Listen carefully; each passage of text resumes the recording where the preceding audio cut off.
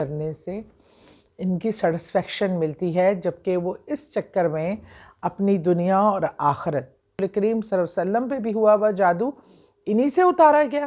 اور اگر ان کا جادو اس اعوذ باللہ من الشیطان الرجیم، بسم اللہ الرحمن الرحیم۔ السلام علیکم، کیا حال چال؟ سب ٹھیک ٹھاک ہیں؟ امید ہے کہ سب خیر و عافیت سے ہوں گے۔ لیکن ہم لوگوں کی اکثریت جو ہے نا، وہ یقین مانے بظاہر تو سب بہت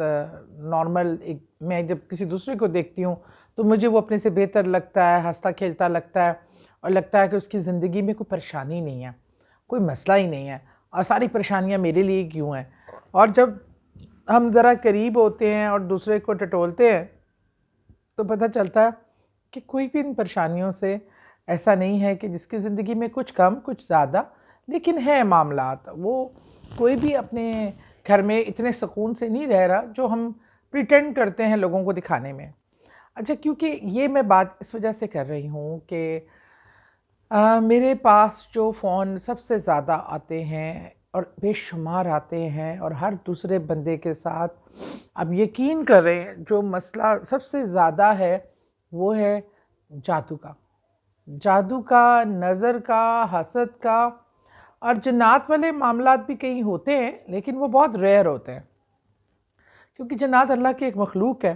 وہ ہر وقت ہر ایک کی زندگی میں خواہ مداخلت نہیں کرتی، وہ آپ کے ارد گرد ہوتے ہیں لیکن آپ کو پتہ بھی نہیں چل رہا ہوتا۔ لیکن یہ جو جادو ہے یہ ایک انسان دوسرے انسان پہ کرتا ہے۔ اچھا، وہ جادو کرنے سے اس کو کوئی فائدہ نہیں ملتا، یا ایسا سمجھ لیں کہ اس کو کیا خوشی ملتی ہے، لیکن اس کو یہ سیٹسفیکشن نا کہ اگر میرے پاس یہ چیز نہیں ہے تو کسی دوسرے کے پاس بھی نہ رہے، اور کوئی خوش نہ رہے، میں بے چین ہوں تو سارے بے چین رہے، اس کو ہوس، حسد اور ایک دوسرے سے آگے نکلنے کی جو ایک بے انتہا چاہ ہوتی ہے لوگوں میں، یہ ایک دوسرے کے اوپر جادو کرنے سے ان کی سیٹسفیکشن ملتی ہے، جبکہ وہ اس چکر میں اپنی دنیا اور آخرت دونوں خراب اور برباد کر لیتے ہیں۔ اور اسی طرح میرے رسول کریم صلی اللہ علیہ وسلم پہ بھی آپ کو پتہ ہے جادو ہوا،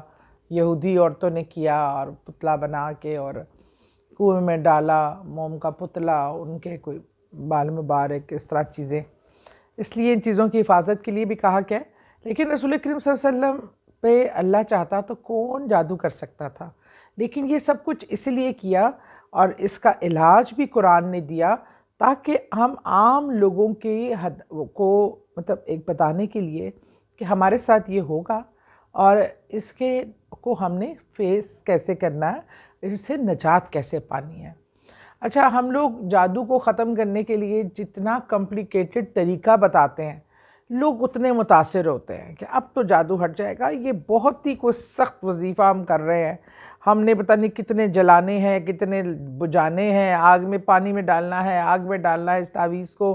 یہ کرنا ہے۔ یہ طریقہ کار بھی ہوتے ہوں گے، میں کسی کے علم کو چیلنج نہیں کر رہی، لیکن سب سے طاقتور جو علم ہے وہ قرآن کا ہے، اور سب سے طاقتور آیات جو ہیں وہ رب العزت نے جو اس عمل کے لیے اتاری ہیں وہ سورہ فلق اور سورہ ناس ہیں۔ ان سے بہترین رسول کریم صلی اللہ علیہ وسلم پہ بھی ہوا ہوا جادو انہی سے اتارا گیا، اور اگر ان کا جادو اس سطح کا چیزیں اگر ان سے اتر سکتی ہیں تو ہم انسان کو تو سمجھنا چاہیے کہ ہمارا مسئلے کا حل انہی دو آیات میں ہے۔ اچھا، اس کے لیے آپ نے کرنا کیا ہے؟ بہت ہی پیارا وظیفہ اور بہت ہی آسان۔ فجر کی نماز کے بعد آپ نے وہیں بیٹھ کر 11 اول و آخر درود پاک اور 11 بار آپ نے سورہ فلق اور 11 بار سورہ ناس پڑھ کر نہ صرف خود پہ، بچوں پہ دم کرنا ہے، اور پانی پہ بھی دم کر کے اپنے تمام گھر والوں کو پلانا ہے۔ اس کی کوئی مدت نہیں ہے، آج چاہیں تو اپنی زندگی کا حصہ بنا لیں،